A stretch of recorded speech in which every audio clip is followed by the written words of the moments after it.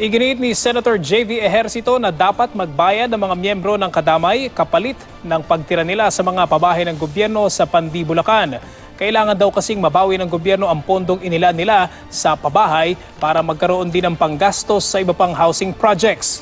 Hindi rin daw patas sa mga government employee na nagbabayad para magkabahay kung patitirahin ng libre ang kadamay sa mga housing unit.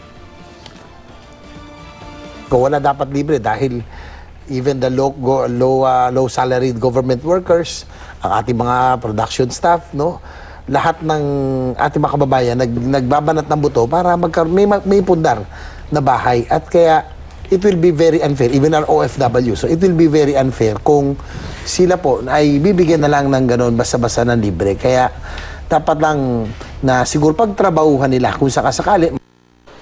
Wala pang sagot kaugnay nito ang kadamay, pero sa Senate inquiry noong nakaraang linggo, nakiusap ang kinatawan ng grupo na payagan muna silang tumira ng libre roon habang wala pa silang trabaho. Si Ejercito ang chairman ng Senate Committee on Urban Planning, Housing and Resettlement.